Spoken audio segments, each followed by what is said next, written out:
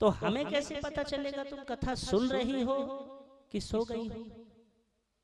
बोले प्रभु मैं हाँ हाँ बोलते रहूंगी ना, ओम ओम बोलते रहूंगी, बीच बीच में मैं ओम ओम बोलूंगी तो आपको पता चल जाएगा। ओम का मतलब, हाँ का मतलब जिसको हम लोग कहते हैं हुकारू देना। जैसे रामायण होता है ना, तो एक जन बैठे रहते हैं हुकारू देने वाले, ऐसे मैं सो हाँ राम भगवान के हाँ कहा था, इसको कहते हैं हुकारू देना। एक जन बैठे रहते हैं, छत्तीसगढ़ी में हुकारू है और हिंदी में बीच बीच में आवाज देना, ओम ओम करना। ओम यानी हाँ, तो बीच बीच में बोलने लगी मैया। अब कथा शुरू हुई तो शंकर भगवान जब कथा सुनाना शुरू किए, चारों तरफ नजर घुमाया था कि कौन है यहाँ पर। देखा, बोले खाली है, कोई नहीं है। छोटा सा अंडा रखा था वहां पर, उसको देखा, बोले ये तो कुछ नहीं है, चलो कोई बात नहीं, अब कथा शुरू करते हैं। कथा शुरू हुई।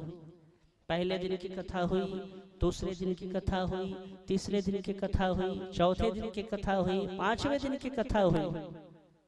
ठीक पांचवें दिन मैया कथा को सुनते सुनते सुनते सुनते सो गई थी, नींद आ गया था। और कथा के प्रभाव से जो छोटा सा अंडा रखा था ना, उसके अंदर में जीव आ गया, जीव। और कथा का प्रभाव इतना ज्यादा बढ़ गया कि अंडा फूट गया, छोटा सा पक्षी बाहर निकल के बैठ गया। और उस पक्षी ने देखा कि पार्वती तो चुप हो गई है, सो गई है। तो पार्वती की जगह वो छोटा सा पक्षी कह रहा था ओम ओम ओम। इसलिए कह रहा था क्योंकि ओम ओम कहना अगर बंद हो गया तो शंकर जी कथा को बंद कर देंगे। तो पक्षी पार्वती की जगह बोल रहा था ओम ओम ओम। पूरी कथा हो गई। जब शंकर जी ने जोर से जयकारा लगाया,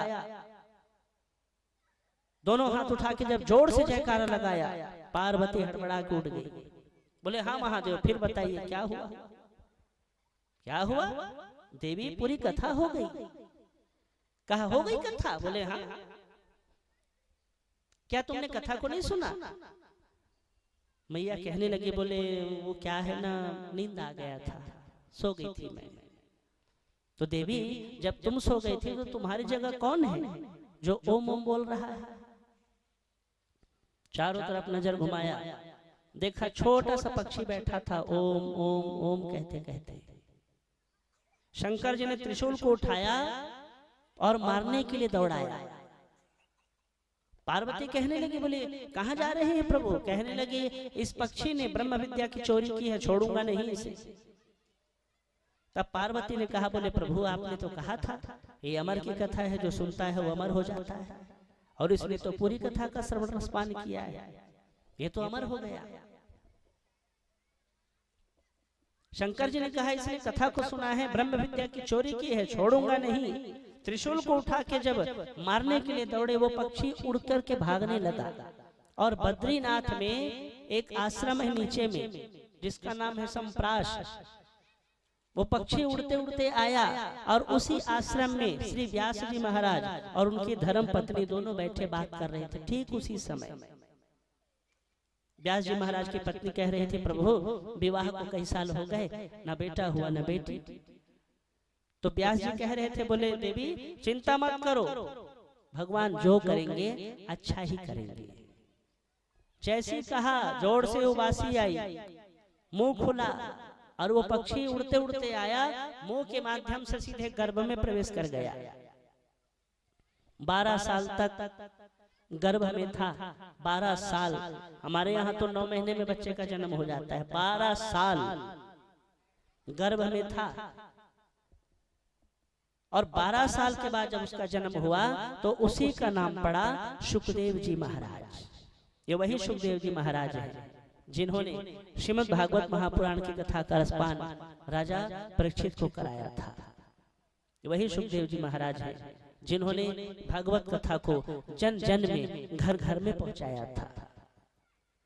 जब सुखदेव जी महाराज गर्भ में थे ना, तो व्यास जी महाराज कह रहे थे, बोले बेटा बाहर आ जाओ, 12 साल हो गए गर्भ में हो तुम, तुम्हारी माँ को पीड़ा हो रही है, बाहर आ जाओ। तो अंदर से उन्होंने आवाज लगाई, बोले पिताजी मैं बाहर तो आ जाऊंगा, लेकिन बाहर आऊंगा तो भगवान की माया मुझको पकड़ लेगी। अगर मायापति स्वयं आए और आकर के कहें कि मेरी माया का कोई असर नहीं होगा, तभी बाहर आऊंगा। स्वयं आना पड़ा भगवान को, और आकर के उन्होंने कहा बोले बेटा मेरी माया को तुम पर कोई असर नहीं होगा। माया मतलब तेरा मेरा, ये तुम्हारा है ये हमारा है। माया मतलब धन की माया, माया मतलब परिवार की माया। हाँ ये वही माया है। माया कहो महामाया कहो, माया का पार तो पाते नहीं, महामाया का पार कैसे पाओगे? महामाया है। माया मतलब हम अपने परिवार में ना घिरे रहते हैं, जिसे हम जरूरत से ज्यादा मानते हैं वही हमें नहीं समझता। फिर भी हमारा मन न जाने क्यों उसी के बारे में सोचता है। जैसे किसी के घर में भाई भाई में नहीं जमता, किसी के घर में बाप बेटा में नहीं जमता, किसी के घर में माँ बेटा में नहीं जमता, किसी घर में भाई बहन में नहीं जमता। फिर भी जो हमें तिरस्कार करता है, जो हमें सम्मान नहीं देता, न जाने क्यों हमारा मन उसी के बारे में सोचता है। हाँ यही है माया। दुर्गा सप्तशती में जगदम्बा ने स्वयं कहा है, बड़े बड़े ऋषियों के मन को बलपूर्वक पकड़ करके मैं माया में ढकेल देती हूँ। हाँ माया से अगर मुक्त होना है तो जब तक मेरी कृपा नहीं होगी तब तक वो माया से मुक्त नहीं हो सकता। संसार के क्रम को चलाने के लिए आदि शक्ति जगदम्बा माया के रूप में विराजमान होती है। यही तो माया है महाराज। मेरा खेत, मेरा धन, मेरा जमीन, मेरा सोना, मेरा बेटा, मेरी बेटी, मेरी पत्नी, मेरा परिवार, मेरा, यही माया है। इस माया में ना डूबे रहते हैं और वही घर के लोग हमको नहीं समझते, फिर भी हम उसी के बारे में सोचते हैं। इसी को कहते हैं माया। और जिसकी कथा सुन रहे हो ना, ये मायापति है। लक्ष्मी क्या है? माया तो है। और ये वही लक्ष्मी है जो भगवान के चरण को दबाती है। आपने देखा होगा फोटो, विष्णु भगवान ऐसे करके सोए रहते हैं और लक्ष्मी जी चरण दबाती है। शेष नाग में, क्षीर सागर में भगवान सोए रहते हैं, चारों तरफ पानी और सांप का बिस्तर बनता है और उसी बिस्तर पर भगवान सोए रहते हैं। लक्ष्मी जी पैरों को दबाते रहती है। ये मायापति है। जिस माया की कथा को सुन रहे हो ना, ये माया के पति है। स्वयं मायापति को आना पड़ा और मायापति ने कह दिया, बोले बेटा हमारी माया का तुम पर कोई असर नहीं होगा, तुम गर्भ से बाहर आ जाओ। सुखदेव जी महाराज का जन्म हो गया। जन्म लेते साथ घर को छोड़ करके जंगल की ओर जाने लगे। केवल एक लंगोट पहने थे, बाकी कुछ भी नहीं हाथों में। माया से मुक्त, न तेरा न मेरा न हमारा, कुछ भी नहीं। घर को छोड़ के जाने लगे। लताओं ने, पताओं ने, वृक्षों ने, पौधों ने। व्यास जी महाराज कहने लगे, बेटा रुक जाओ, लाला रुक जाओ, कहाँ जा रहे हो, रुक जाओ। तो लताओं ने, पताओं ने, वृक्षों ने, पौधों ने कह दिया, बोले महाराज इनको रोकिए मत, जगत का, विश्व का कल्याण होगा। आपके पुत्र के द्वारा जगत का कल्याण होगा, आप इसे रोकिए मत, जाने दीजिए। तब व्यास जी महाराज ने अपने हृदय में पत्थर रख लिया और कहने लगे, अगर मेरे बेटे के द्वारा संसार का भला होता है, संसार का हित होता है, तो कोई बात नहीं, जाने दो। श्री सुखदेव जी महाराज घर से निकल करके वन में चले गए और जंगल में जाकर तपस्या करने लगे। आइए ऐसे ऐसे सुखदेव जी महाराज के सिर चरणों में बारंबार प्रणाम करें और कहें, हे श्री सुखदेव जी महाराज हे प्रभु, जिस प्रकार आपने श्रीमद् भागवत महापुराण की कथा का रसपान राजा परीक्षित को कराया था और उन पर अपनी कृपा बरसाई थी, हे सुखदेव जी महाराज, आपके श्री चरणों में मेरा बारंबार प्रणाम है। बोलिए सुखदेव जी महाराज की जय, यज्ञ नारायण भगवान की जय।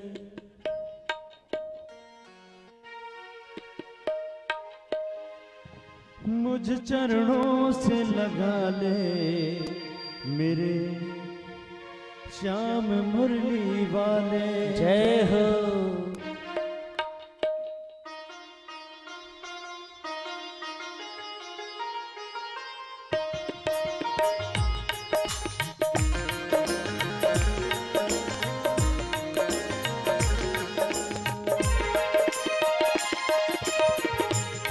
मुझ चरणों से लगा ले मेरे श्याम मुरली वाले, मुझे चरणों से लगा ले मेरे श्याम मुरली वाले। मेरी सांस सांस में तेरा, मेरी सांस सांस में तेरा है नाम मुरली वाले, मुझे चरणों से लगा ले मेरे श्याम मुरली वाले, मुझे चरणों से लगा ले मेरे श्याम मुरली वाले।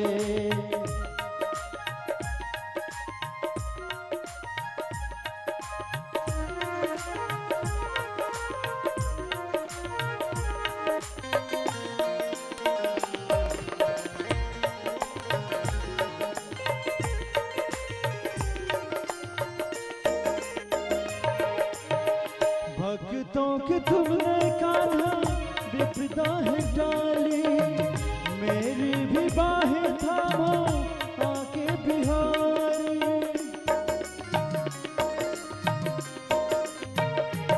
ओ भक्तों की तुमने कान्हा विपदा है डाली, मेरी भी बाहें थामो आके बिहारी। बिगड़ी बनाए तुमने, हाँ बिगड़ी बनाए तुमने हर काम मुरली वाले, मुझे चरणों से लगा ले मेरे श्याम मुरली वाले, मुझे चरणों से लगा ले मेरे श्याम मुरली वाले।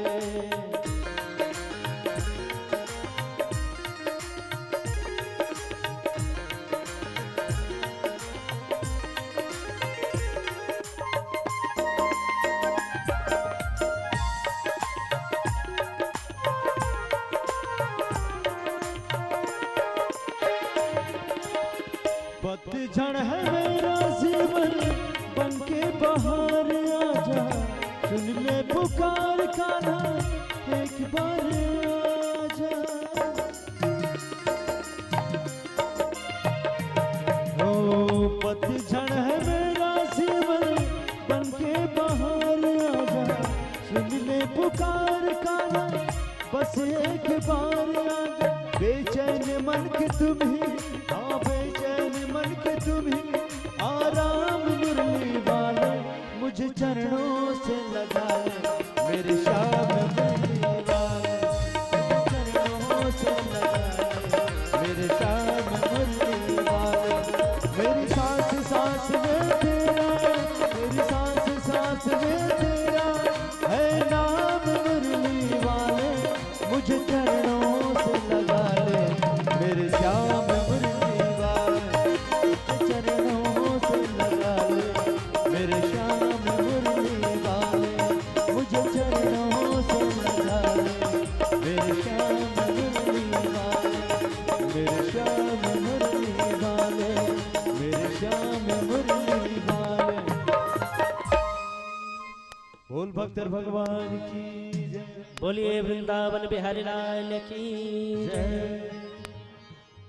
सूत जी महाराज ऋषियों से कहने लगे, बोले ऋषियों, सुखदेव जी महाराज का तो जन्म हो गया, ये कथा सुनाने वाले हैं।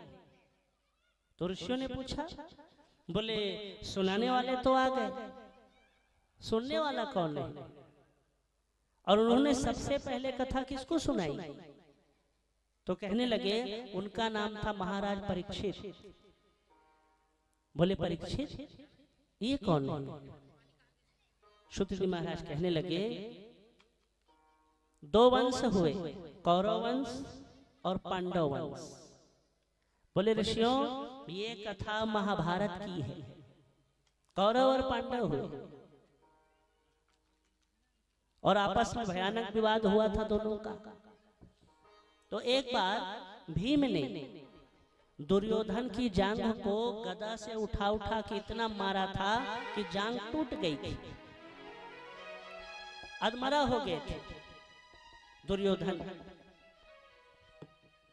जब ये बात दुर्योधन के परम मित्र जिसका नाम था अश्वत्थामा, उनको पता चला, आज भी अश्वत्थामा अमर है, अश्वत्थामा बलिर्व्यासो, आज भी अश्वत्थामा कहीं कहीं देखे जाते हैं, चैनलों में देखना, न्यूज चैनल में दिखाता है कि एमपी के जंगलों में अश्वत्थामा को देखा गया है। आज भी अश्वत्थामा जीवित है, मांगने से मौत नहीं मिलती। भगवान ने श्राप दे दिया था, मांगोगे लेकिन मौत नहीं आएगी, ऐसा कर्म किया था। अश्वत्थामा ने जब ये सुना कि दुर्योधन के पैरों को कोई मारा है, दौड़े दौड़े गए, बोले मित्र हमारे रहते तुम्हारी ये दशा, किसने मारा है? दुर्योधन दर्द के मारे परेशान था, करह रहा था, रो रहा था। बोले मित्र क्या बताऊं, ये जो पांडव है ना, पांडवों ने, भीम ने मेरे पैरों को मार मार के तोड़ दिया है। कहा अच्छा। अश्वत्थामा कहने लगे, बोले मित्र हम तुम्हें वचन देते हैं कि कल सवेरे का सूरज पांडव नहीं देखेंगे। कहा कैसे? बोले हम उनको मार देंगे, तुम हमारे परम मित्र हो और तुम्हारी ये दशा और हम देखते रहे, चिंता मत करो, पांडवों को हम जीवित नहीं छोड़ेंगे। दुर्योधन कहने लगा, बोले मित्र अगर तुमने बदला ले लिया ना तो मेरे मन को शांति मिलेगी। मृत्यु के मुंह में बैठा है दुर्योधन, लेकिन अभी भी कह रहा है अगर तुमने उनको मार दिया तो मेरे मन को शांति मिलेगी। अपनी हालत को नहीं देख रहा है कि उसका क्या होने वाला है, अब मरे कि तब मरे। रात के अंधेरे में अश्वत्थामा गया और जहां पर पांडव सोते थे रोज, वो सोने के लिए चले गए। मारने वाले से बड़ा बचाने वाला होता है। हाँ, आप डाल डाल चलोगे महाराज तो वो पात पात चलेगा। भगवान जान गए कुछ होने वाला है, उन्होंने तुरंत पांचों पांडव से कह दिया, बोले एक काम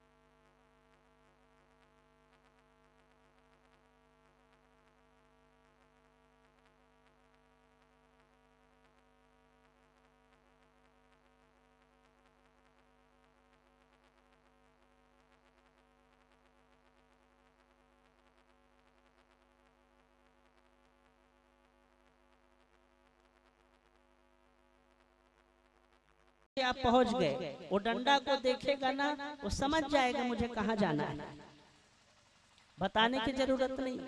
वो जानवर है,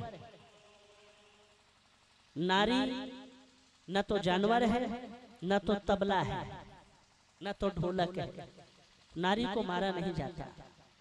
जिस घर में नारी का सम्मान नहीं होता उस घर में देवताओं का स्थान नहीं होता। दुर्योधन ने कहा बोले मैं तो पापी हूं लेकिन मुझसे बड़ा पापी तो तू निकला, तेरा क्या होगा। इतना कहते कहते दुर्योधन ने अपने प्राणों को त्याग दिया था। दूसरी तरफ जब पांडवों को पता चला कि उनके बच्चों की किसी ने हत्या कर दी है, द्रौपदी छाती पीट पीट कर रो रही थी, महाराज मेरे बच्चों को किसने मारा। दुधमोहे बच्चे हैं, छोटे छोटे बच्चे हैं, कौन है अत्याचारी। अरे अगर दुश्मनी थी, बदला लेना था तो हमसे लेते, मेरे बच्चों को मारा है, कौन है वो। जब अर्जुन को पता चला कि अश्वत्थामा ने मारा है तो अर्जुन धनुष और बाण को लेकर के अश्वत्थामा को ढूंढने के लिए चले गए। अश्वत्थामा ने जब अर्जुन को आते हुए देखा तो उन्होंने ब्रह्मास्त्र को निकाल लिया और सीधा चला दिया। ब्रह्मास्त्र को आते देख अर्जुन भागने लगे और भगवान के पास चरणों में जाके गिर पड़े, बोले प्रभु रक्षा करिए, बचाइए। कहा क्या हो गया। बोले प्रभु अश्वत्थामा ने मुझे मारने के लिए ब्रह्मास्त्र चला दिया है। तो भगवान ने कहा तुम्हारे पास भी है, तुम भी चला दो। देखो अर्जुन, कांटे से कांटा निकलता है लेकिन कीचड़ से कीचड़ साफ नहीं होता। जैसे आपके पैर में अगर कोई कांटा गड़ गया ना तो दूसरा कांटा लेके आप उसको धीरे धीरे धीरे साफ कर सकते हैं, लेकिन अगर आपके पैर में कीचड़ लग गया, छत्तीसगढ़ी में कहें तो चिखला, कीचड़ जिसको कहते हैं चिखला, आपके पैर में अगर लग गया तो थोड़ा और कीचड़ लाके उसको साफ नहीं कर सकते। कीचड़ से कीचड़ साफ नहीं होता, कांटे से कांटा निकलता है। बोले तुम्हारे पास भी है, तुम भी चला दो। निकाला ब्रह्मास्त्र और तान करके उन्होंने भी छोड़ दिया। दोनों ब्रह्मास्त्र आपस में टकरा के चूर चूर होके गिर पड़े। अर्जुन दौड़ते हुए गए, अश्वत्थामा के बालों को पकड़ा और घसीटते हुए लाए, द्रौपदी के सामने फेंक दिया। बोले देवी यही है वो दुराचारी जिसने हमारे बच्चों को मारा है। पांचों पांडव घेर के खड़े हो गए। द्रौपदी कहने लगी आखिर क्या बिगाड़ा था मेरे बच्चों ने। अगर कुछ बिगाड़ा था तो आप हमें मारते, हमारे बच्चों को मारा है। पांचों पांडव घेर के खड़े हो गए।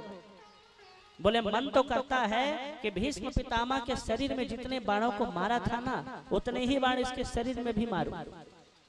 मन तो करता है हवाओं में फेंक दूं, मन तो करता है जमीन में गाड़ दूं, लेकिन ये मरेगा एक बार ही और हमें 5 बार मारना है, 5 बार। इतने में भगवान आ गए। भगवान को देख के उन्होंने प्रणाम किया। बोले अर्जुन ये क्या, हमने सुना है तुम इसे मारने वाले हो। बोले हाँ प्रभु, लेकिन मैं ये सोच रहा हूँ इसको कैसे मारूं। ये मरेगा एक बार, लेकिन हम चाहते हैं ये 5 बार मरे, 5 बार, कैसे मारूं। तो भगवान ने कहा बोले चिंता मत करो, हम तुम्हें रास्ता बताते हैं। ये 5 बार नहीं, जीवन भर मरेगा। कहा कैसे। बोले सुनो, ये ब्राह्मण है, गुरु का पुत्र है, मारोगे तो ब्रह्म हत्या का पाप लगेगा। हाँ, और तुम्हारे गुरु का पुत्र है, तुम इसे मत मारो। बोले लाला इसे ना मारो, जानते हो इसने क्या किया है। बोले हम जानते हैं। एक काम करो, मार भी दो और छोड़ भी दो। बोले दोनों काम एक साथ हो जाएगा। एक काम करो, इसके सिर के बाल आधा साफ कर दो, आधी दाढ़ी आधा मूछ इसके साफ कर दो, इसके सिर में जो मुकुट रखा है ना उसको गिरा दो, और तो और इसके माथे में ना एक मणि है, उस मणि को तुम निकाल दो और धक्के मार के घर से बाहर भगा देना। मर भी गया, बच भी गया। इससे तुम्हें ब्रह्म हत्या का पाप नहीं लगेगा। अगर ब्राह्मण को मारना है तो अपमान कर दीजिए, वो मर गया। बोले एक काम करो, माथे पे जो मणि है ना उसको निकाल के फेंक दो, धक्के मार के भगा देना। कहा ठीक है। अब अश्वत्थामा को जब धक्के मार के भगा दिया घर से बाहर, अश्वत्थामा अपने महल में चले गए, सोचने लगे, बोले क्या करूं क्या करूं क्या करूं क्या करूं, कैसे मारूं कैसे मारूं। अश्वत्थामा गुस्से में लाल हो गए थे, बोले बदला तो लेके रहूंगा, छोड़ूंगा नहीं, लेकिन समझ में नहीं आ रहा था कैसे मारूं, क्योंकि मैं अकेला हूं और वो 5 है। अचानक उनको याद आया कि महाभारत के युद्ध में उत्तरा के जो पति हैं जिन्हें घेर करके मार दिया गया था, बोले अभिमन्यु को घेर के मार दिया था और उसी की धर्म पत्नी है जिसका नाम है उत्तरा, और वो गर्भवती है, और यही पांडवों का आखिरी वंश है। एक काम करता हूं, मैं इस वंश को ही खत्म कर देता हूं। निकाला ब्रह्मास्त्र, कहने लगे जाओ उत्तरा के गर्भ में जो बालक है उसको जला करके नष्ट कर देना, वंश ही नहीं बचेगा। छोड़ दिया। ब्रह्मास्त्र को आते देख करके उत्तरा भागने लगी, दौड़ते दौड़ते गई और जा करके उसने भगवान के चरणों को प्रणाम किया, बोले प्रभु रक्षा करिए, पाहि माम पाहि माम। क्या हुआ उत्तरा? बोले प्रभु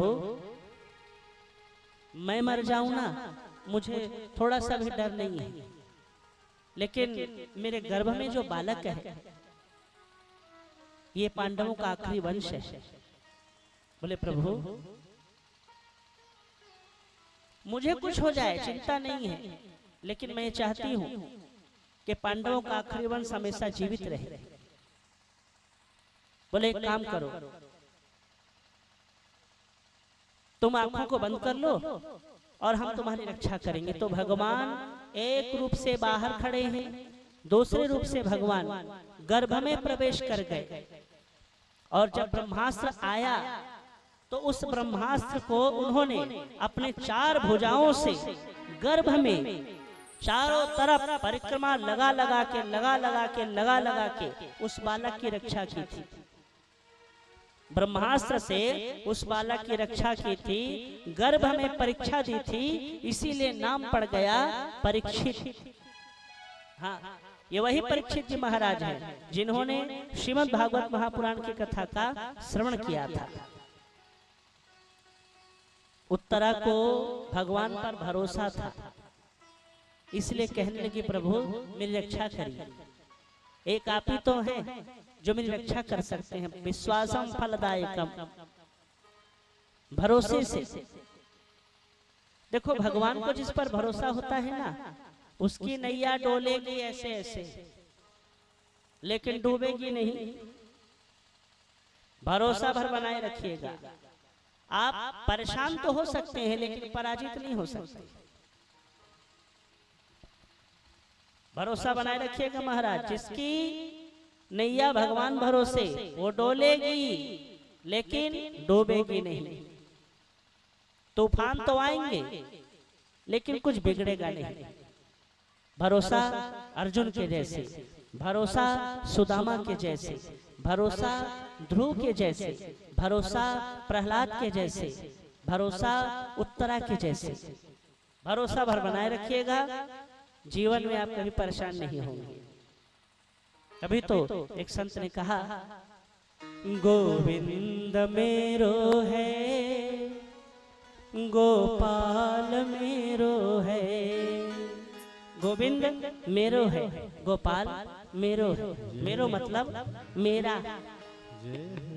भाव से आप भी कहिएगा, गोविंद मेरो है, गोपाल मेरो है।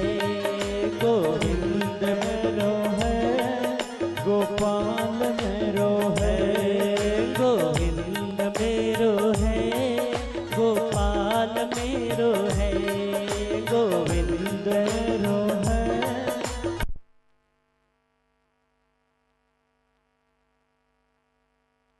सिंहासन पर बिठाया।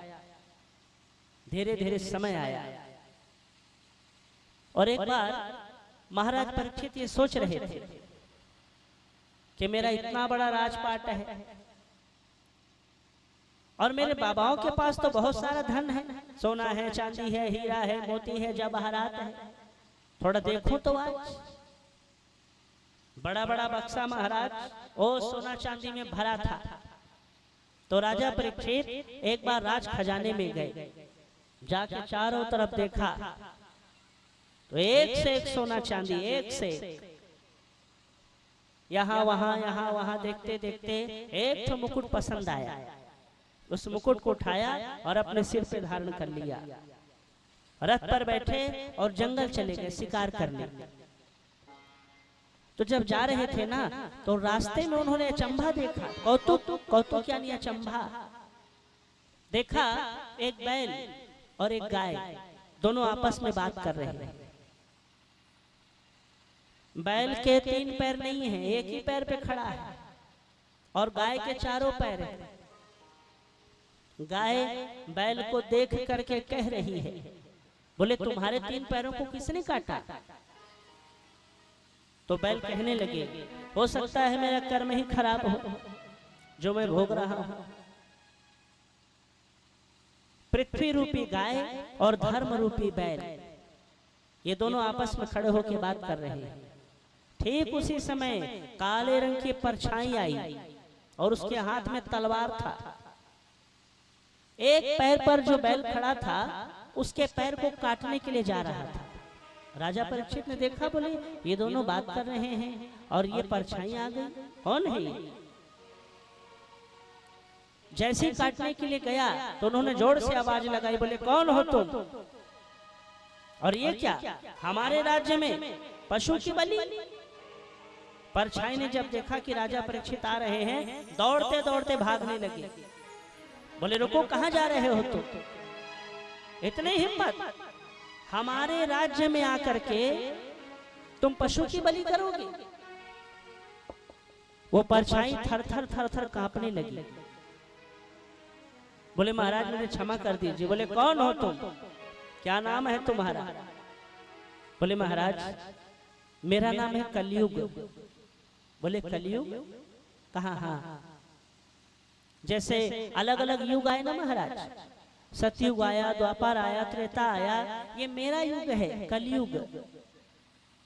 कहा वो हम नहीं जानते, ये बताओ तुम पशु की हत्या क्यों कर रहे थे? क्या बिगाड़ा था तुम्हारा उसने? बोले प्रभु मैं नहीं चाहता कि मेरे युग में कोई धर्म कर्म करे, मुझे अच्छा नहीं लगता। राजा परीक्षित कहने लगे, आज अभी और इसी समय हमारे राज्य को छोड़ के तुम चले जाओ, नहीं तो हम तुम्हें जीवित नहीं छोड़ेंगे। थर थर कांपने लगा कलयुग। बोले प्रभु मुझे भी जगह दीजिए ना, मुझे भी स्थान दीजिए। जब बारंबार क्षमा मांगने लगे तो बाबा की बात याद आ गई। बाबा ने कहा था जब कोई बार बार क्षमा मांगे तो उसको मारना मत। बाबा की बात याद आ गई। कलयुग ने सोचा, बोले जब तक मैं राजा परीक्षित को छूंगा नहीं तब तक असर नहीं होगा। छूने का प्रयास कर रहा था चरणों को। उन्होंने कहा, बोले नहीं नहीं, दूर से ही प्रणाम करो, हमें हमारे पैरों को नहीं छूना। बोले महाराज आप तो पांडव वंशी हैं और पांडव बड़े दयालु हैं, मुझे भी कोई जगह दे दीजिए ना, मैं भी कहीं पर रह लूंगा। बोले एक काम करो, सुनो, जाओ जहां पर मांस और मदिरा का सेवन होगा, जहां पर पशुओं की बलि होगी, जहां पर शराब को बनाया जाएगा और जहां पर शराब को पिया जाएगा, जहां पर जुआ होगा, जहां पर सट्टा होगा, जहां पशुओं की बलि होगी, जहां देह का व्यापार होगा, वहां पर तुम रहना। जाओ हम तुम्हें जगह देते हैं। कलयुग ने कहा, बोले महाराज ये तो सारे स्थान गंदे गंदे हैं, कोई अच्छा से स्थान दे दो ना। बोले नहीं नहीं, तुम जिस टाइप के आदमी हो हमने तुम्हें वही जगह दिया है। जाओ जहां पशुओं की बलि होगी, जहां पर मांस और मदिरा का सेवन होगा, जहां जुआ होगा, सट्टा होगा, देह का व्यापार होगा, वहीं पर तुम रहना। बोले महाराज कोई अच्छा जगह दे दो ना। बार बार जब हाथ जोड़ने लगे और उन्होंने राजा परीक्षित के चरणों को छू के प्रणाम किया, जैसे ही छुआ पैरों को मति खराब हो गई। उन्होंने कह दिया, बोले जाओ सोने में तुम्हारा वास होगा। सोना, सोना यानी गोल्ड, जो कान में पहनते हैं ना महाराज, गले में पहनते हैं, अंगूठी बनाते हैं, ओ रानी हार, बड़ा बड़ा नेकलेस, सोने में तुम्हारा वास होगा। अब अगर सोने में कलयुग का वास है तो सोना को लक्ष्मी क्यों कहते हैं? अगर सोने में कलयुग है तो लक्ष्मी क्यों कहते हैं? तो देखो, उस सोने में कलयुग का वास है जिस सोना को हम किसी से लूट के लाते हैं, किसी से ठग के लाते हैं, किसी से छीन के लाते हैं, किसी को रुला के लाते हैं। पाप के द्वारा कमाया हुआ धन और उसके द्वारा खरीदा गया सोना, उसमें कलयुग का वास है। हाँ, पाप के द्वारा कमाया हुआ धन, किसी से लूटा हुआ सोना, किसी से लूटा हुआ धन, और उस धन से आपने खरीद लिया सोना। याद रखिएगा, अगर आपने किसी से लूट के लाया है सोना तो वो सोना आपको सोने नहीं देगा, चैन नहीं मिलेगा महाराज। आपको लगता है कि हमने सोना से बहुत बड़ा रानी हार खरीद लिया है, वो रानी हार नहीं है, गले का फांसी है। आपको शांति नहीं मिलेगी, दिन रात चिंता में पड़े रहोगे, क्या करूं, कहां छिपाऊं, कहां रखूं, कोई जान तो नहीं जाएगा। मन में डर बना रहेगा, डर, क्योंकि चोर की दाढ़ी में तिनका होता है। तो पाप के द्वारा कमाया हुआ धन, पाप के द्वारा खरीदा हुआ सोना, किसी से लूटा हुआ, किसी से छीना हुआ, किसी को ठगा हुआ, किसी से मार के लाया है आपने सोना, उसमें कलयुग का वास है। और धर्म के द्वारा, ईमानदारी के द्वारा, मेहनत के द्वारा कमाया हुआ धन और उससे खरीदा हुआ सोना, उसमें लक्ष्मी का वास है। भले इतना बड़ा क्यों ना रहे, छोटा सा, आपके पास ज्यादा बड़ा सोना नहीं है, कोई बात नहीं, आपने धर्म से, मेहनत के द्वारा, ईमानदारी से छोटा सा सोना ले लिया महाराज, उसी सोने में लक्ष्मी का वास है। जब पैरों को छुआ तो कलयुग सीधे जाके माथे पर बैठ गया, और जैसे सिर में बैठा राजा परीक्षित की मति खराब हो गई। इतने अच्छे राजा, क्योंकि जिस सोना को पहना था ना, उन्होंने सोने का मुकुट पहना था, वो मुकुट जरासंध का था, और पांडवों ने जरासंध को मार करके, उससे छीन करके उस सोने को लाया था। इसलिए कलयुग का वास हो गया, माथे पे जाके बैठ गया, मति खराब।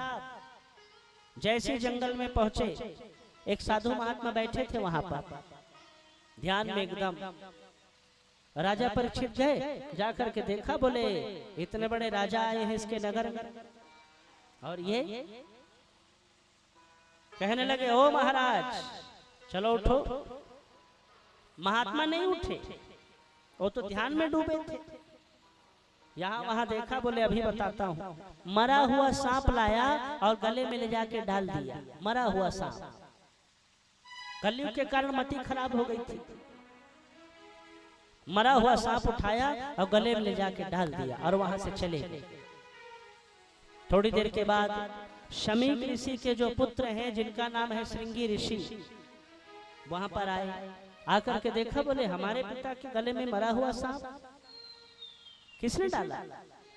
ध्यान लगा के देखा तो पता चला कि राजा परीक्षित आए थे और उन्होंने मरा हुआ सांप उठाया और गले में डाल दिया।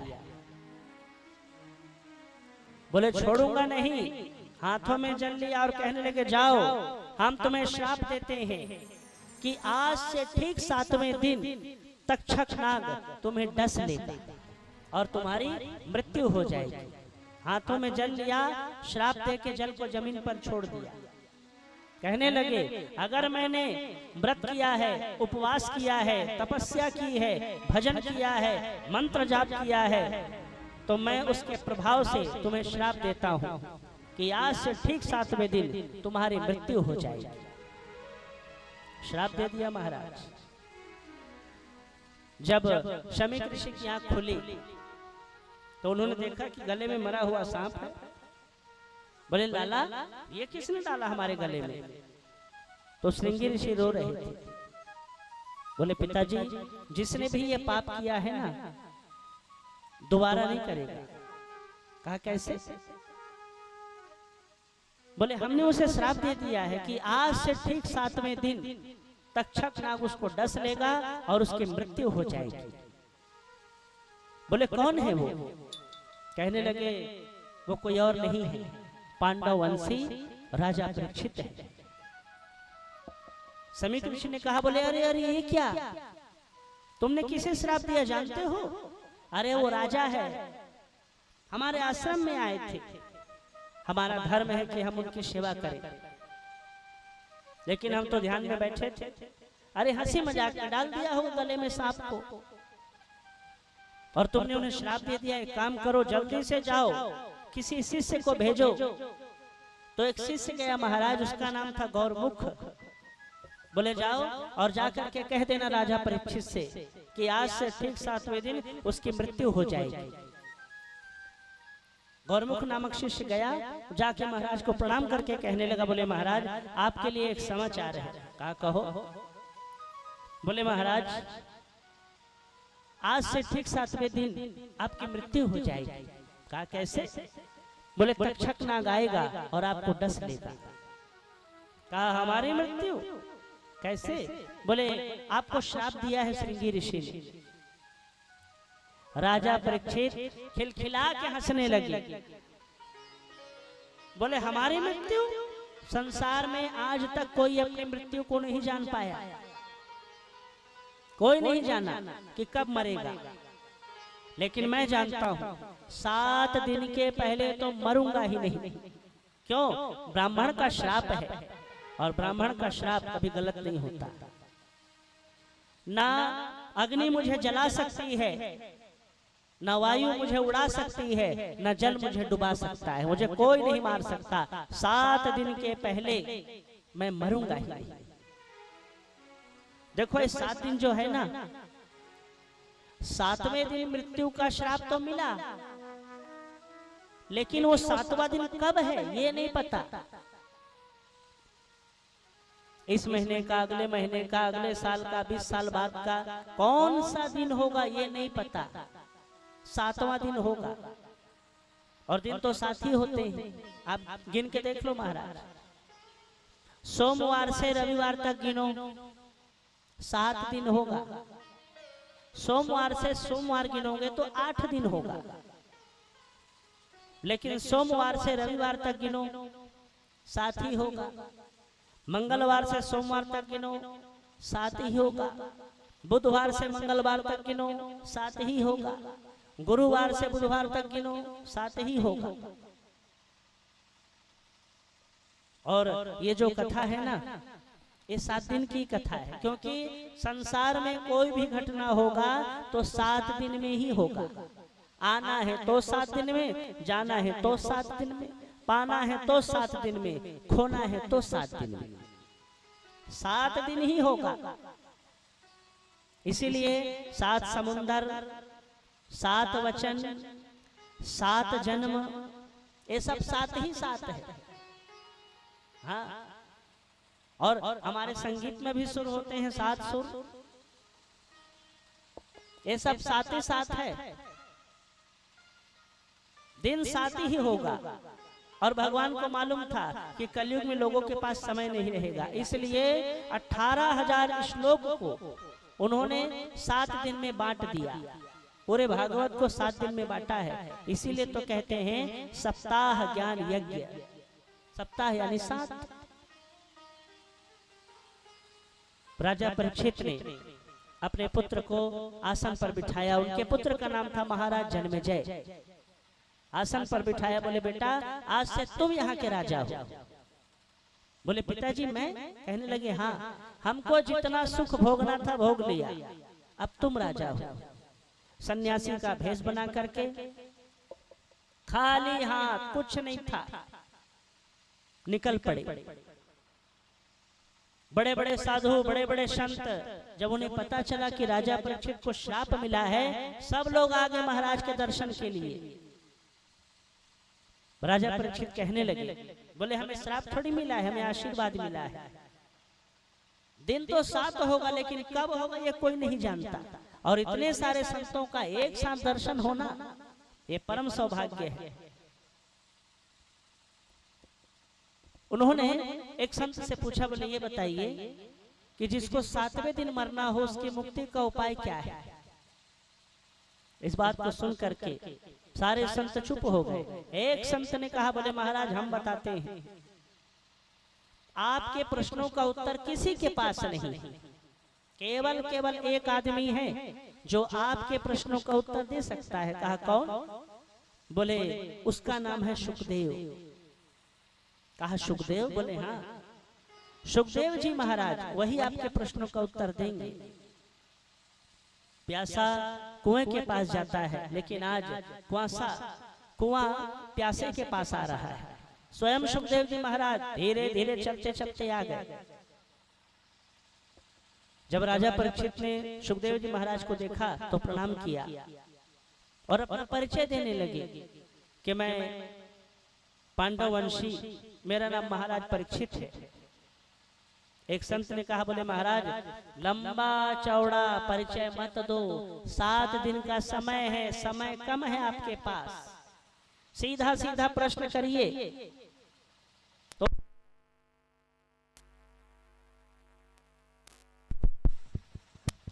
श्री राधे श्री राधे श्री राधे।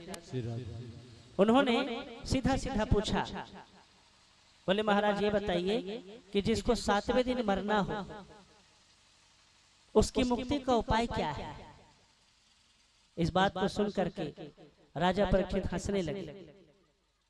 बोले राजन ये बताओ, अपने लिए पूछ रहे हो कि संसार के लिए?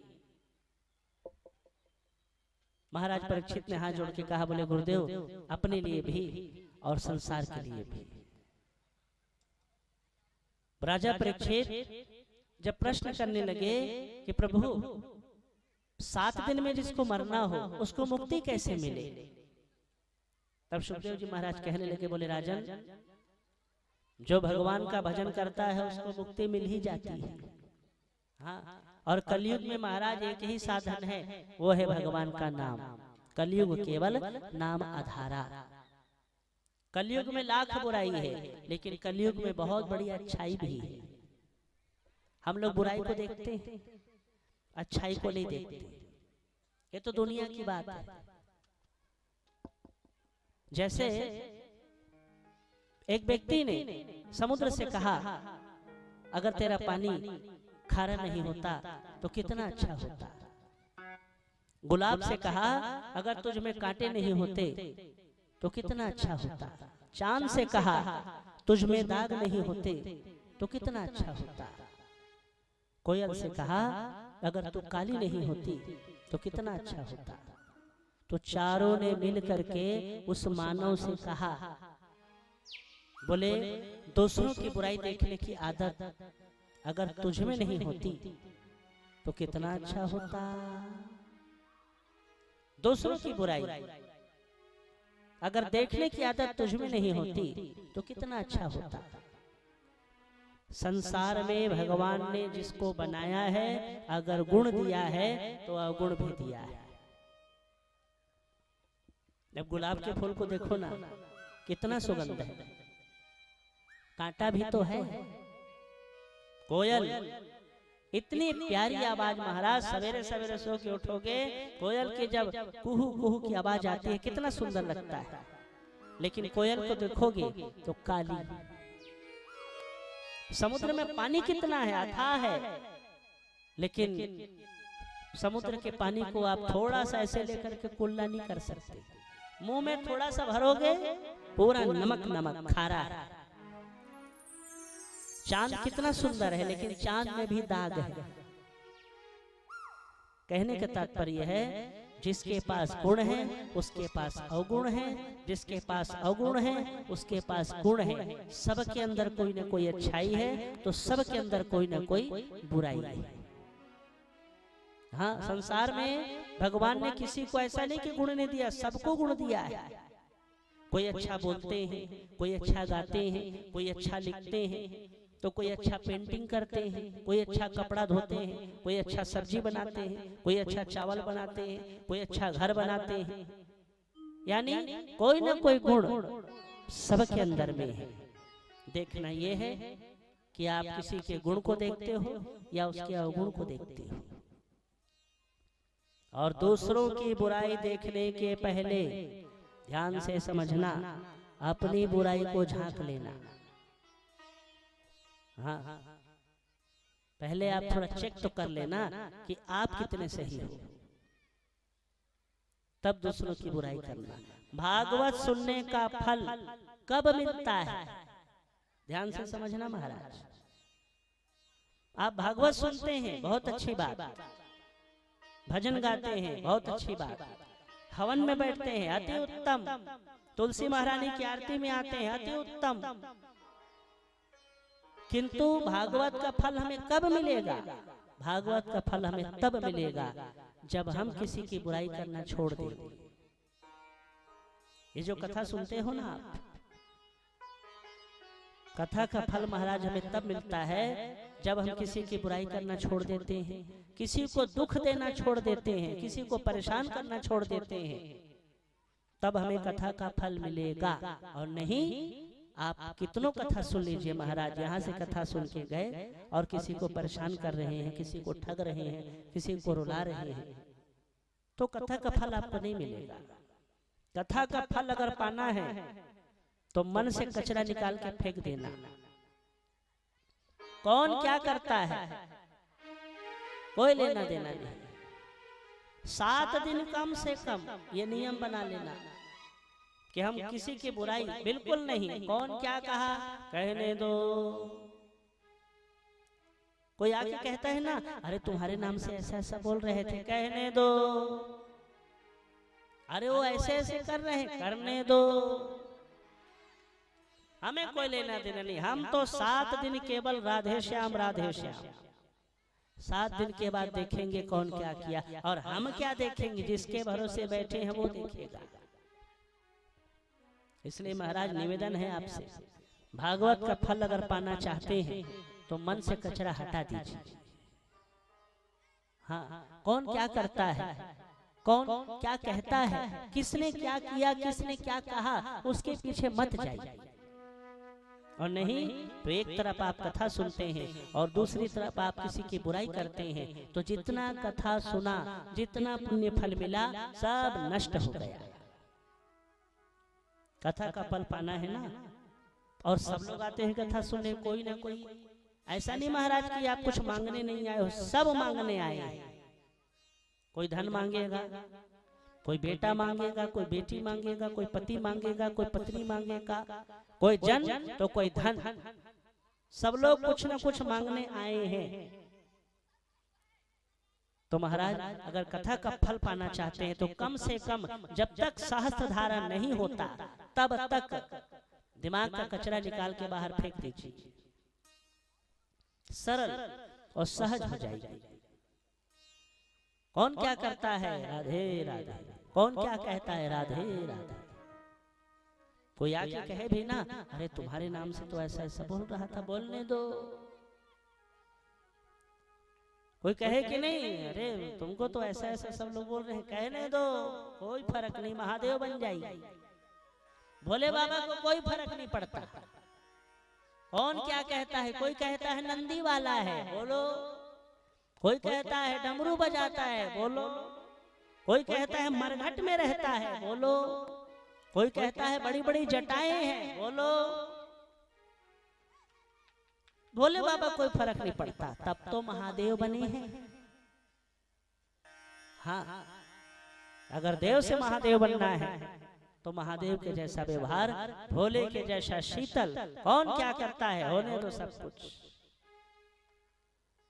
तो भागवत का फल पाना है तो किसी की बुराई, किसी को नुकसान पहुंचाना, किसी को रुलाना बिल्कुल छोड़ दीजिए। नहीं तो बिहारी जी सब देख रहे हैं और कन्हैया तो टेढ़े हैं ना, टेढ़े के लिए टेढ़े हैं, अच्छे के लिए बहुत अच्छे हैं।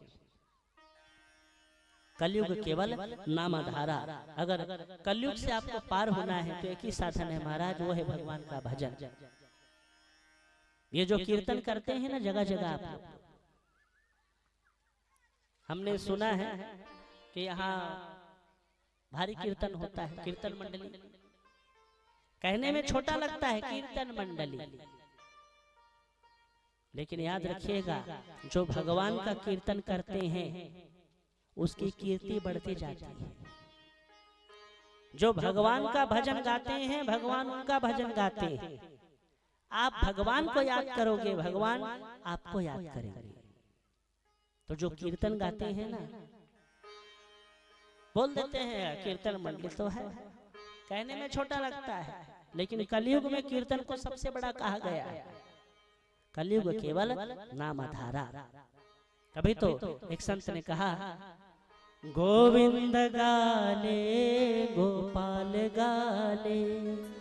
बड़े भाव से आप भी ताली की सेवा करते हुए, वाणी की सेवा करते हुए आप भी कहिएगा, गोविंद गाले गोपाल गाले, गोविंद गाले गोपाल गाले, गोविंद गाले गोपाल गाले, गोविंद गाले गोपाल गाले। जीवन की नैया को पार लगा ले, पार लगा ले, जीवन की नैया को पार लगा ले, पार लगा ले। गोविंद गाले गोपाल गाले, गोविंद गाले गोपाल गाले हो।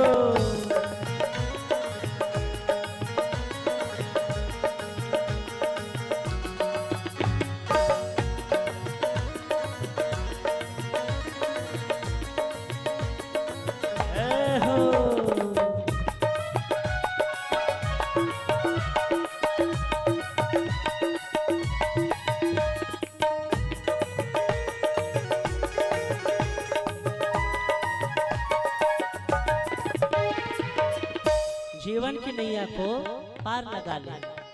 याद रखिएगा महाराज, जो गाता है वो पाता है, जिसने गाया उसने पाया।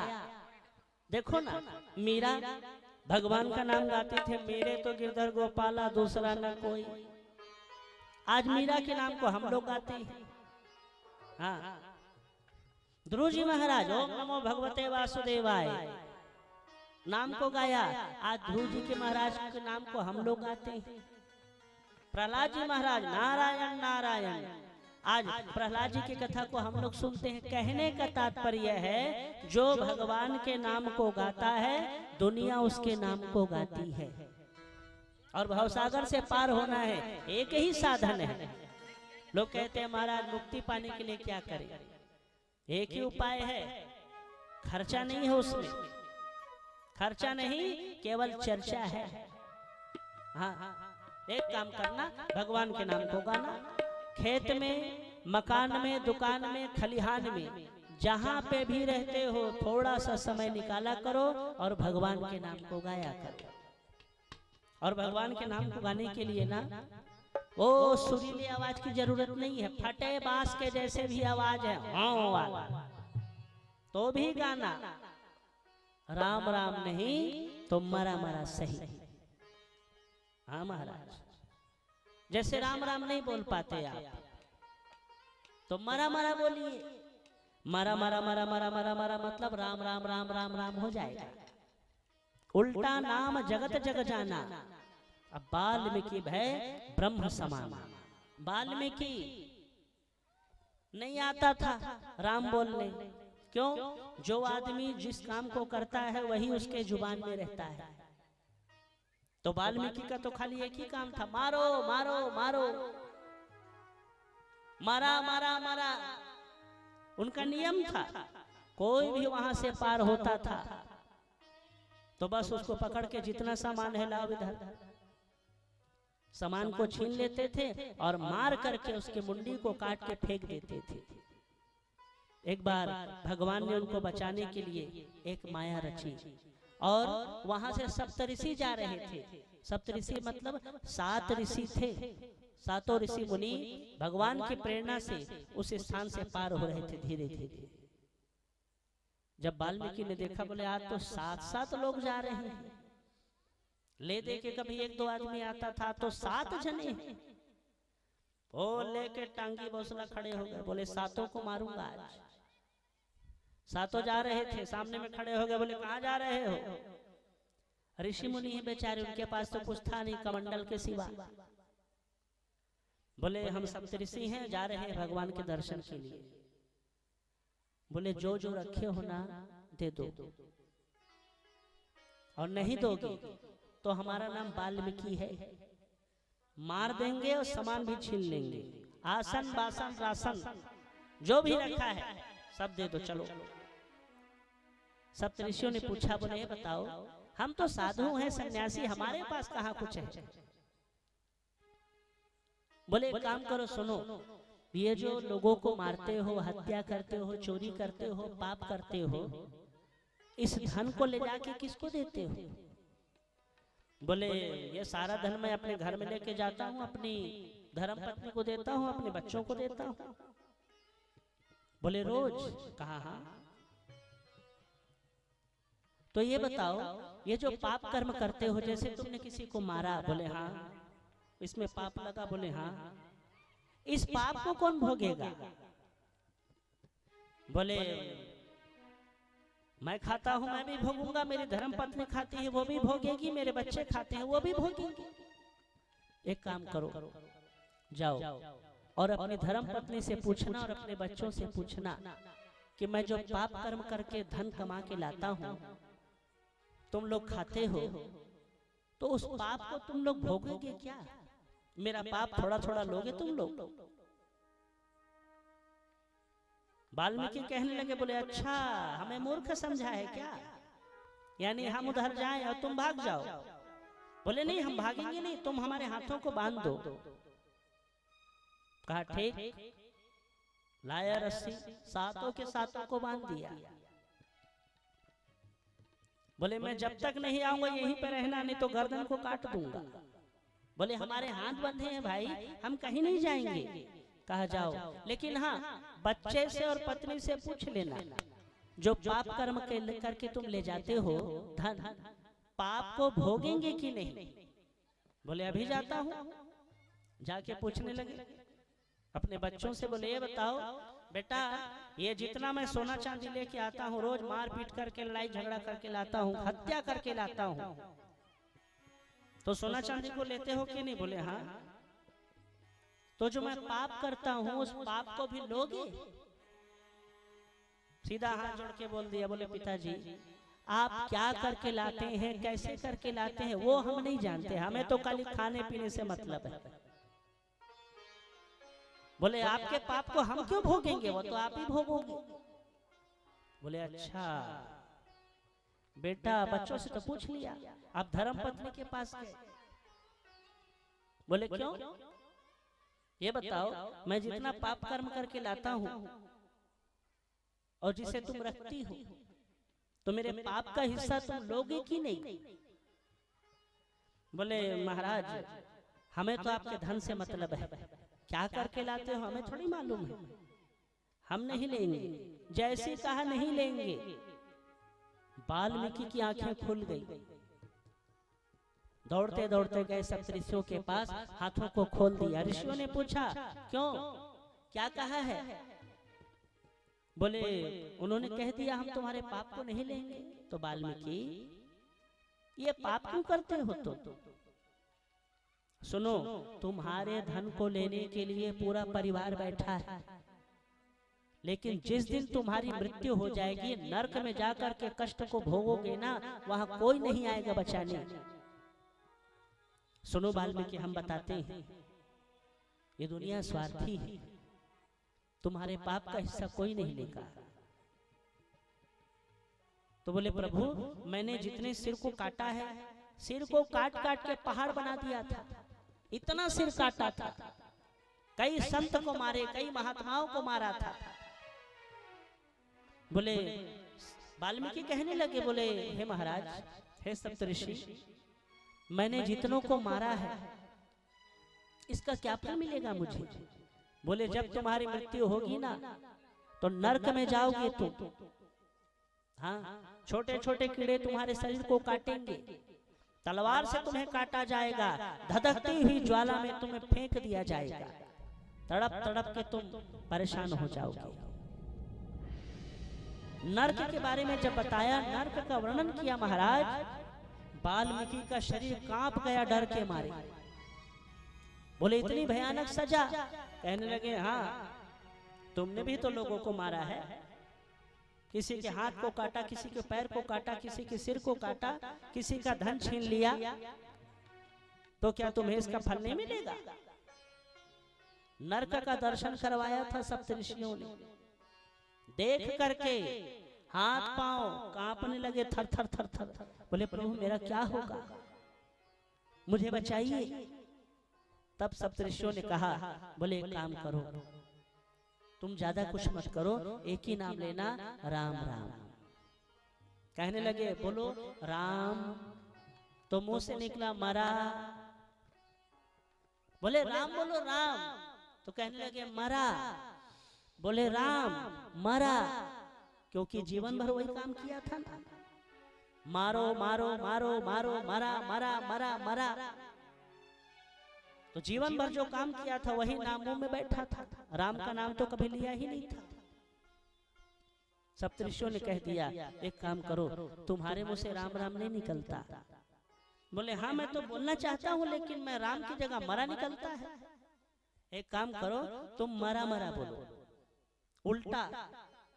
आप तो मरा मरा मरा मरा बोले, हाँ बस मरा मरा करना। हम मरा मरा मरा मरा करते करते राम राम राम राम हो गया। ये वही वाल्मीकि है महाराज, इनसे बड़ा डाकू कोई नहीं था। उल्टा नाम जगत जग जाना, वाल्मीकि वह ब्रह्म समाना। ये वो वाल्मीकि महाराज है जिन्होंने रामायण को लिख डाला। थे डाकू, इनसे बड़ा तो कोई डाकू नहीं था।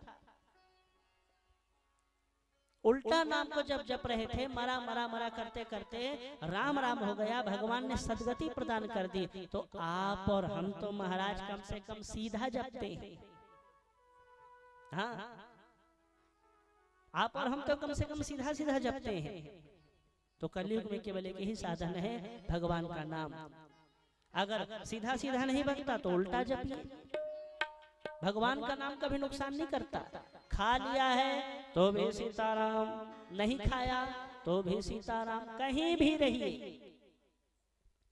किसी पुराण में नहीं लिखा कि कुछ मत खाना, बिना खाए कथा को सुनना, कहीं नहीं लिखा है। पुराणों में ये कहा है उतना ही खाएं जितने में नींद ना आए।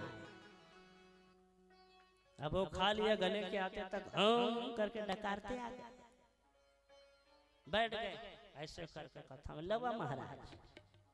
हम महाराज कथा सुना रहे हैं, जजमान धीरे धीरे ऐसे करके, हाँ महाराज ठीक है। शास्त्रों में कहा है उतना ही खाएं जितने में नींद ना आए। तो भवसागर से अगर तरना है, लोग आते हैं महाराज मुक्ति का उपाय एक ही उपाय है, कुछ नहीं करना है, कोई खर्चा नहीं, केवल चर्चा। भगवान के नाम को गाते रहो, अपने आप मुक्ति मिल जाएगी। महाराज अभी त्रिवेणी संगम प्रयागराज में लगा है कुंभ। हाँ, ये किसी कुंभ से कम नहीं है। वहां जाओगे तो गंगा नहाओगे। यहाँ गंगा आपके नगर में बह रही है, भागवत रूपी गंगा। वो गंगा तन को धोएगी, ये गंगा मन को धोएगी। तो जो प्रयागराज नहीं जा पा रहे हैं ना, यहीं आ जाना और त्रिवेणी संगम में ना डुबकी लगा लेना। बड़े भाव से आप भी कहिएगा, गोविंद गाले गोपाल गाले, गोविंद गाले गोपाल गाले, गोविंद गाले गोपाल गाले, गोविंद गाले गोपाल गाले। जीवन की नैया को पार लगा ले, पार लगा ले, जीवन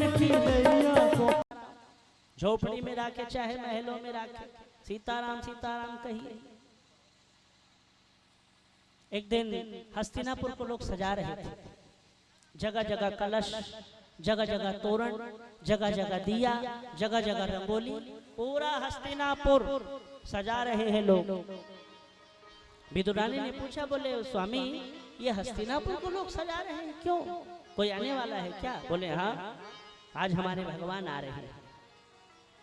बोले हमारे भगवान? कहने लगे हाँ। तो क्या फायदा, आप तो मंत्री नहीं है, अगर आप मंत्री होते तो हम लोग भगवान को पास से देखते।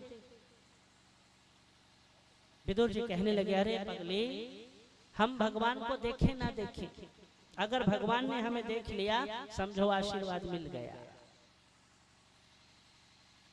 जब भगवान का रथ आया, सब लोगों ने स्वागत किया, दुर्योधन ने स्वागत किया, बोले आओ द्वारकाधीश, आओ आओ, बैठो बैठो।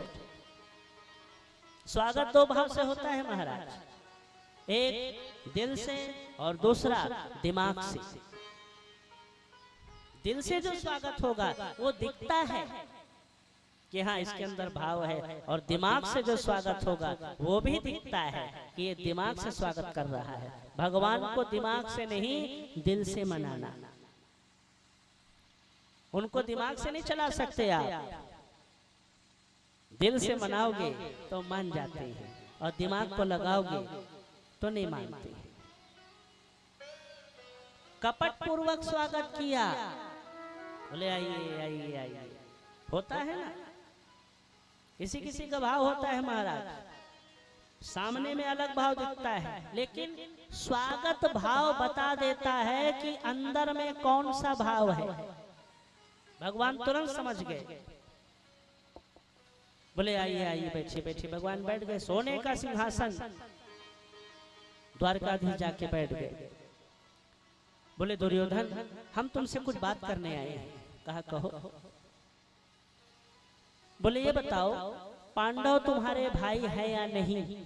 बोले हैं। तो तुम्हारे धन में पांडवों का अधिकार है या नहीं? बोले है। तो एक काम करो, 5 भाई हैं पांडव, एक भाई को एक गांव, 5 भाई को 5 गांव, बाकी जितना बचा सब तुम्हारा है, जाओ। हम कहते हैं, लेकिन 5 पांडव को ना 5 ठो गांव दे देना। दुर्योधन क्रोध के मारे लाल हो गए, बड़ी बड़ी आंखों से कहने लगे, बोले लाला ये क्या, तुम 5 गांव की बात करते हो? सुई के नोक के बराबर, सुई का जो नोक होता है ना, उसके बराबर भी जमीन नहीं दूंगा। हाँ, अगर चाहते हैं तो मुझसे युद्ध करें, मुझे हरा देंगे तो सब उन्हीं का है। भगवान कहने लगे, दुर्योधन बेटा, अभी तुम्हें युद्ध की परिभाषा नहीं मालूम, युद्ध कर रहे हो ना, अभी तुम बच्चे हो। जानते हो, जिस दिन युद्ध होगा वो युद्ध नहीं, महायुद्ध होगा, और इस भारत में महाभारत होगा। हाँ, याद रखना दुर्योधन, जिस दिन रणभूमि में महायुद्ध हो गया, महाभारत हो गया, न जाने कितने पशुओं की बलि हो जाएगी, कितने बच्चे अनाथ हो जाएंगे, कितनी महिलाएं विधवा हो जाएंगी, कई घर बेघर हो जाएंगे। हाँ, चारों तरफ लाश ही लाश होगा, रक्त की धार बहेगी धार। ये जो युद्ध कर रहे हो ना बेटा, युद्ध की परिभाषा तुम नहीं जानते, मेरी बात मानो, भूल जाओ। बोले नहीं नहीं नहीं, युद्ध तो होके रहेगा। कहा ठीक, अब तुम्हारी और हमारी भेंट रणभूमि में होगी। धृतराष्ट्र ने दुर्योधन के हाथ को पकड़ लिया, बोले घर आए अतिथि से ऐसे बात नहीं करते हैं, ये क्या? दुर्योधन ने कहा, बोले द्वारकाधीश अच्छा सुनो, एक काम करते हैं, ये राजनीति की बात नहीं करेंगे। मेरी माँ ने तुम्हारे लिए 56 भोग बनाया है, थोड़ा थोड़ा पा लेते हैं, उसके बाद बैठ के बात करेंगे। बोले नहीं नहीं, हमारा भोजन तो आज तुम्हारे यहाँ नहीं है। बोले फिर? हमारा भोजन तो आज किसी और के यहाँ है। कहा किसके यहाँ है? विदुर और विदुरानी, भारी भीड़ लगा था, वो आखिरी में बैठे थे। विदुर जी महाराज भगवान को देख रहे हैं और भगवान विदुर जी को देख रहे हैं। बोले हमारा भोजन तो आज विदुर के घर में है। भरे मंच में सबके सामने कह दिया हमारा भोजन विदुर के घर में है। दुर्योधन खिलखिला के हंसने लगा। बोले विदुर के घर? बोले हाँ महाराज, खुद के खाने का ठिकाना नहीं, आपको क्या खिलाएगा?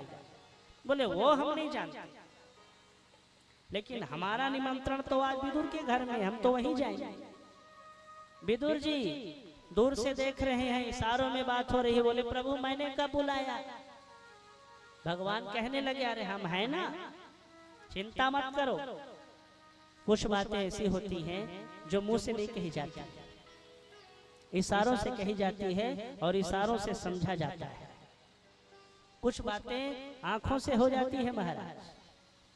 आज विदुर जी आंखों से बात कर रहे हैं। बोले प्रभु मैंने, कहने लगे हम हैं ना। दुर्योधन से कहने लगे भोजन दो परिस्थिति में होती है, एक खाने वाले के पेट में भूख और दूसरा खिलाने वाले के मन में श्रद्धा। ना तो तुम्हारे अंदर श्रद्धा है और ना हमारे पेट में भूख है। हमारा भोजन विदुर के घर में होगा। विदुर विदुरानी तुरंत उठे, भागने लगे। ओ जल्दी जल्दी छोटी सी झोपड़ी साफ करने लगे। बोले भगवान आने वाले हैं। विदुर जी बाजार चले गए ओ माखन मेवा मिश्री लड्डू लेने के लिए। विदुरानी घर को साफ कर रही, इतने भगवान आ गए वहां। कहने लगे काका, ओ काका। विदुरानी सुनी, आवाज को पहचान गई, तुरंत दरवाजा खोला, भगवान को देखी, सुध बुध गायब। अंदर आने को बोलूं कि बाहर जाने को बोलूं, समझ नहीं आ रहा था महाराज। भगवान खड़े हैं साक्षात द्वारकाधीश। जैसे आप लोग अगहन गुरुवारी में पूजा करते हो ना, अगहन का महीना और गुरुवार का दिन आता है तो भारी पूजा करते हो आप लोग। ओ सवेरे 3 बजे रात को, क्यों? लक्ष्मी आएगी, भारी पूजा। मान लीजिए सवेरे सवेरे 3 बजे कड़ाके की ठंड और आप अपने घर में आरती की थाली लेके जा रहे हैं, दरवाजा को खोला तो लक्ष्मी जी सामने खड़ी है। मान लीजिए लक्ष्मी जी कहीं सामने खड़ी है दरवाजे में, दरवाजा खोला और लक्ष्मी जी एक हाथ में सोने का कलश और दूसरे हाथ में कमल का फूल लेके, जगदम्बा लाल साड़ी पहन के खड़ी है। अगर दरवाजा खोला और माँ को देख लिया, बुद्धि खराब हो जाएगी। क्यों? क्या बोलूं समझ में नहीं आएगा, आने को कहूं कि जाने को कहूं। साक्षात लक्ष्मी खड़ी है दरवाजे पर। यही स्थिति हुई थी विदुरानी की। विदुरानी ने जब देखा ना भगवान को, बोले क्या बोलूं, अंदर आए कि बाहर जाए? गायब। कहने लगी, बोले लाला आओ ना अंदर आओ। भगवान जैसे अंदर गए, कभी यहाँ बैठाती, कभी यहाँ बैठाती, कभी यहाँ बैठाती। जहाँ बैठने के लिए जाते बोले लाला उठो, गंदा है, यहाँ मत बैठो, यहाँ बैठो। फिर वहां जल्दी जल्दी हाथ से हाँ हाँ लाला आओ बैठो बैठो। भगवान बोले यहाँ बैठना है? बोले हाँ। वहां बैठने जाते बोले यहाँ भी नहीं, यहाँ बैठो। पूरे आंगन में नचा रही है। सुखदेव जी कहते हैं राजन, जो ब्रह्मांड में सबको नचाता है, आज खुद विदुरानी के आंगन में नाच रहा है। जो दुनिया को नचाते हैं भगवान, एक उंगली में इशारे से नचाते हैं, बंसी से नचाते हैं। एक बार बंसी बजाते हैं तो गोपियां नाचती हैं। वो खुद नाच रहा है। किसके यहाँ? बोले विदुरानी के आंगन में। अंत में विदुरानी ने पीढ़ा को उल्टा कर दिया और इतना भावुक हो गई थी, एक्साइटेड हो गई थी महाराज, भावनाओं में इतनी बह गई थी। कहने लगी लाला आओ ना बैठो बैठो, आओ बैठो, पीढ़ा उल्टा है। भगवान ने देखा, बोले पीढ़ा तो उल्टा है। कुछ नहीं कहा, चुपचाप आके बैठ गए। बोले काकी कुछ खाने को मिलेगा? हाँ हाँ अभी लाती हूँ ना।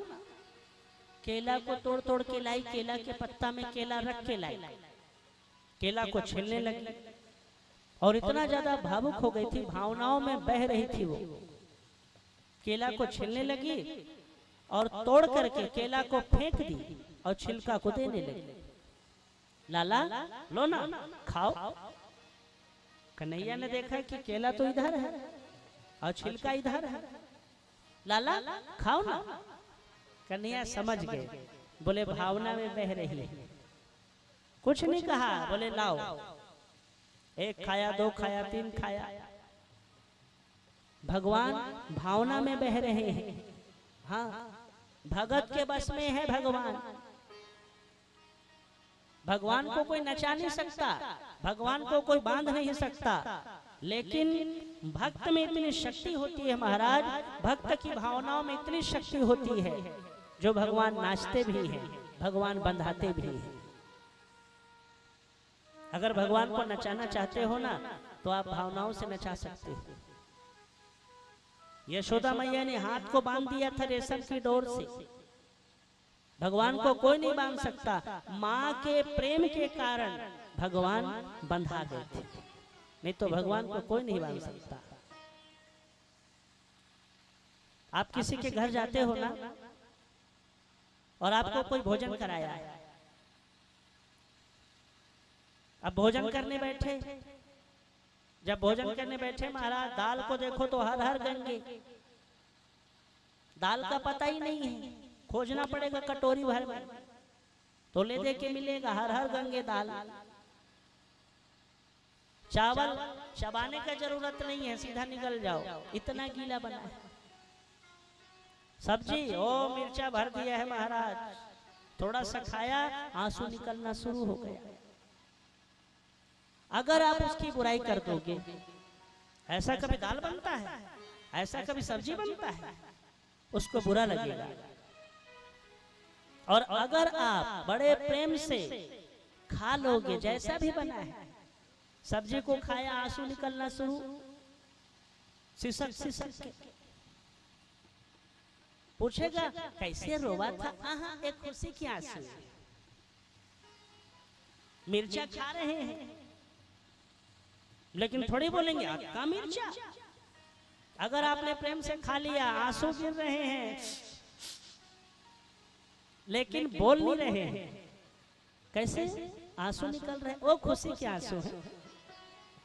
आपने कुछ नहीं कहा, बड़े प्रेम से खा के चले गए, और जब वो खाएंगे ना, एक बार सब्जी मिर्चा झार लगेगा, बोलेंगे ओहो इतना सब्जी तीखा था, लेकिन एक बार भी नहीं बोला। भले आंसू गिरा लिया लेकिन बोला नहीं, उसका भाव आपके प्रति और ज्यादा हो जाएगा। और अगर आप ये बोल दोगे ना ऐसे बनता है और कभी बनाया है, उसको बुरा लगेगा। इसलिए कभी भी किसी के घर जाते हैं भोजन की बुराई नहीं करना, जैसा भी है सब राधे श्याम। तो भगवान भावनाओं को समझते हैं। केले का छिलका देने लगी, भगवान बड़े प्रेम से खा रहे थे। थोड़ी देर के बाद विदुर जी आए, कहने लगे विदुरानी, ओ विदुरानी कहाँ हो तुम? बोले क्या हुआ? अरे सुनो इधर आओ, ये माखन है, ये मिश्री है, ये मेवा है, ये देसी घी का लड्डू है, भगवान के लिए लाया हूं। भगवान आने वाले हैं, आने वाले नहीं आ चुके हैं। कहाँ है? बोले अंदर बैठे हैं। विदुर जी गए, जाकर के देखा तो भगवान केले का छिलका बड़े प्रेम से खा रहे हैं। लाला ये क्या, केले का छिलका? छोड़ो इसको, ये खाओ, तुम्हारे लिए लाया हूँ, लड्डू है, मिश्री है, माखन है, देसी घी का लड्डू है लाला, इसको खाओ ना। कहाँ इतने बड़े राजा, चांदी की थाली में 56 भोग खाने वाले, और केले का छिलका खा रहे हो? विदुरानी को डांटने लगे, क्यों विदुरानी, क्या तुम्हें इतना भी नहीं मालूम कि हमारे भगवान चांदी की थाली में 56 भोग खाते हैं और तुम केले का छिलका खिला रही हो? तब भगवान ने कहा, बोले काका कुछ मत बोलो ना, ये तो हम बड़े भाव से खा रहे हैं, कहा भाव से बोले हाँ, जो स्वाद केले के छिलके में है वो स्वाद आपके देसी घी के लड्डू में नहीं है। भगवान से किसी ने पूछा, बोले प्रभु ये बताइए आपको सबसे अच्छा भोग कहाँ का लगा? तब भगवान कहने लगे, 2 जगह का भोग आज तक मैंने नहीं भूला। 56 भोग लगाती है दुनिया, लेकिन 2 जगह का भोग आज भी याद है। का बोले कहाँ का? पहला विदुरानी के घर में केले का छिलका, दूसरा सबरी के जूठे बैर। हमारे छत्तीसगढ़ में है ना शिवरी नारायण, जहाँ सबरी दाई बैठी है। माघ में वहां मेला लगता है महाराज, माघी पुन्नी में भारी विशाल। हमारे छत्तीसगढ़ का सबसे बड़ा मेला है शिवरी नारायण का माघी पुन्नी मेला, जहां सबरीन दाई बैठी है शिवरी नारायण। बोले एक तो मैं विदुरानी के घर का केला का छिलका नहीं भूला, और दूसरा सबरी के जूठे बैर।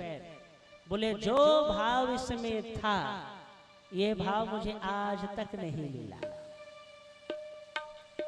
तो भगवान अगर धनवान को देखते हैं तो भगवान विदुर के घर क्यों गए?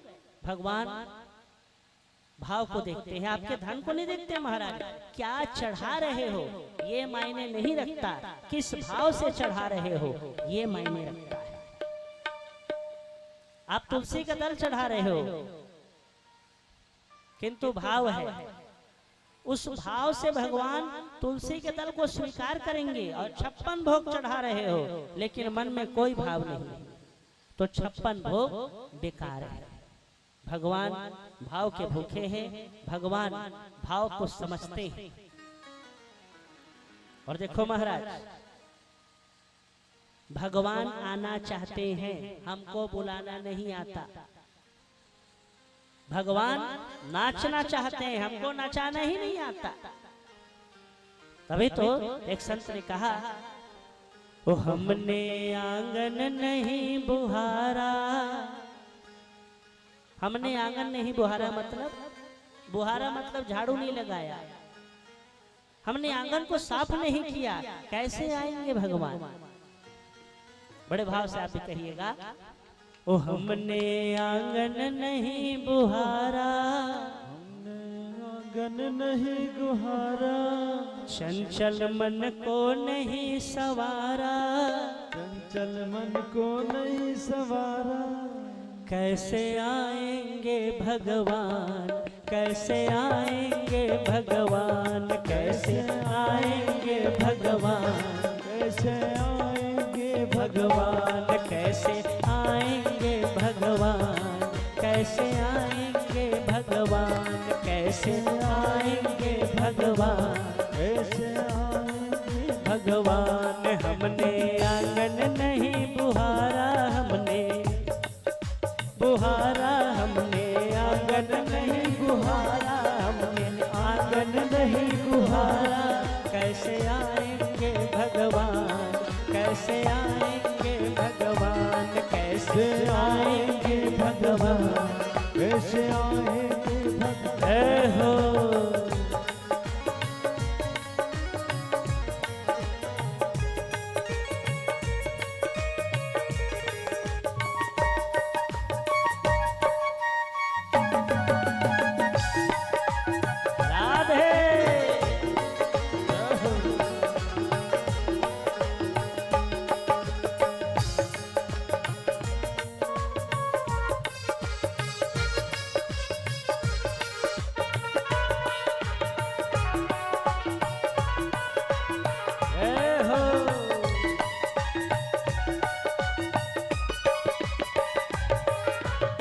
हमने आंगन नहीं बुहारा, मन के कचरा को साफ नहीं किया। मन में कचरा भरा है, कचरा, इसकी बुराई उसकी बुराई, दुनिया का कचरा मन में भरा है महाराज। कैसे आएंगे भगवान? हमने आंगन नहीं बुहारा, चंचल मन को नहीं संवारा। मन चंचल है महाराज, भगवान आना चाहते हैं, मन जाता नहीं। तो अगर भगवान को बुलाना है, पहले घर के आंगन को साफ करिए, मन के आंगन को साफ करिए, चंचल मन को संवार लीजिए। ईमानदारी से कहता हूँ भगवान आएंगे। कहीं भी कथा हो महाराज, भगवान वहां जाते हैं, भाव होना चाहिए। जब विदुर के घर भगवान जा सकते हैं, हाँ, तो आपके घर क्यों नहीं जाएंगे? भक्त के बुलाने पर खंभे को फाड़ के आ सकते हैं, तो आपके बुलाने पर क्यों नहीं आएंगे? थोड़ा विचार करिएगा। प्रहलाद ने बुलाया था, प्रभु आना पड़ेगा, आगे भगवान कैसे? खंभे को फाड़ के आ गए। जब मीरा ने बुलाया था, जहर को पी गई, कहने लगे मेरे तो गिरधर गोपाला, देखा जाएगा। जब जहर को पी गई तो भगवान को आना पड़ा, अमृत बन करके शरीर में समा गए, जहर फेल हो गया। हाँ, ये वो भगवान है महाराज, आप बुला के तो देखिएगा। उन्हीं के आशीर्वाद से हमारा परिवार चलता है। और ईमानदारी से कहता हूँ, जो भगवान को बुलाते हैं बिहारी उसके घर जरूर जाते हैं। आज नहीं जाएंगे तो कल जाएंगे, कल नहीं जाएंगे परसों जाएंगे, लेकिन जहाँ भी भागवत कथा होती है वहाँ भगवान आते हैं।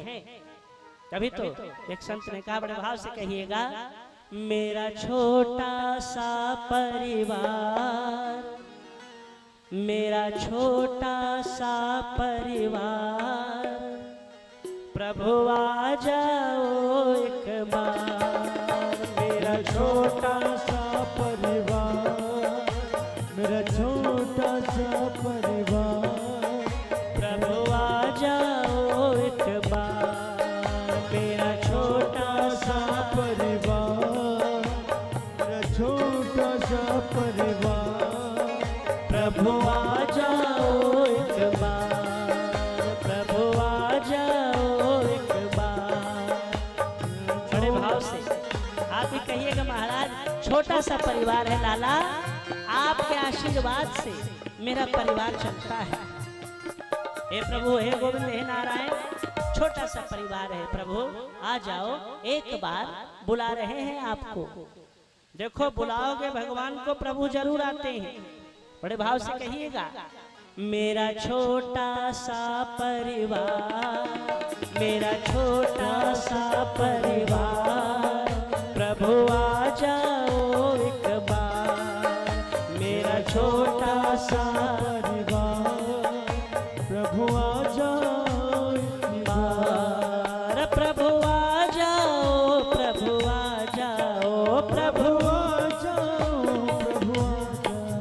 प्रभु आ जाओ, प्रभु आ जाओ, प्रभु आ जाओ, प्रभु प्रभु आ जाओ।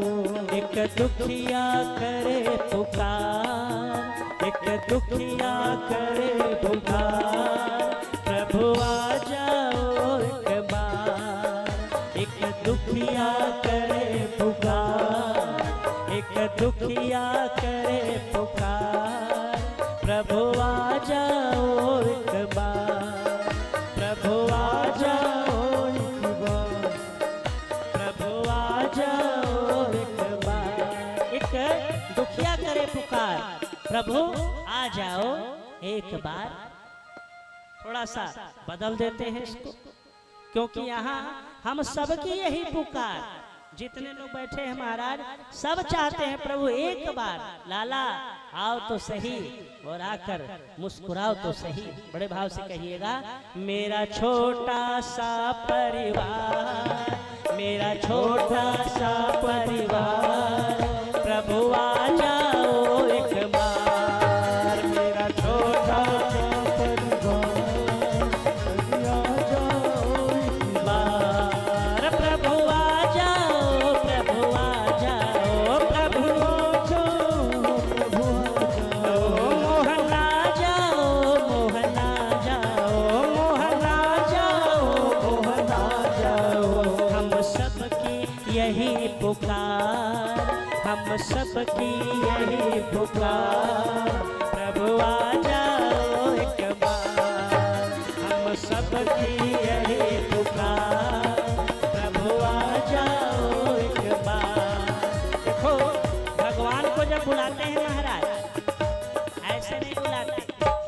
जैसे आपके घर में कोई आया, दरवाजा को खोला, अम्मन टूटहा बुलाया, हाँ कोई आया दरवाजे पर आपके, आपने दरवाजा खोला, बोले आइए बैठिए, अंठेरी मन टूटहा, आइए बैठिए, चाय पियेंगे आप? व्यवहार बता रहा है मन टूटा। और इसी को अगर आपने कह दिया, अरे आइए आइए आइए, बैठिए बैठिए बैठिए, बहुत दिनों बाद आए, अरे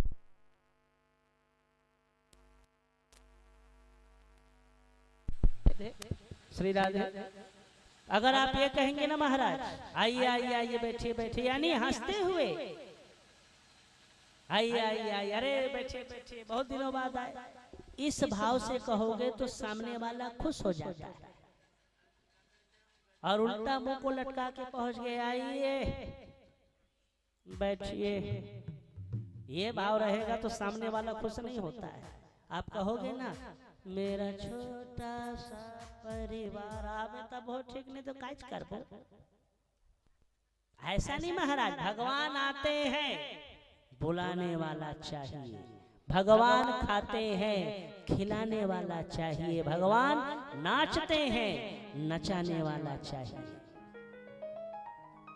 गोपियां नचाती थी ना, थोड़े से माखन के लिए लाला को पीछे पीछे पीछे पीछे, इतना सा माखन छछियन भर छाछ के लिए भगवान को गली गली घुमाती थी। वृंदावन की कुंज गली में, गली छोटा छोटा गली है और गोपी भाग रही है, थोड़ा सा माखन लाला खाओगे?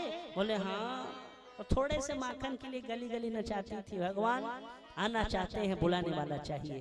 तो महाराज उदास होकर कहोगे ना प्रभु आ जाओ, ऐसे कहोगे तो नहीं आएंगे।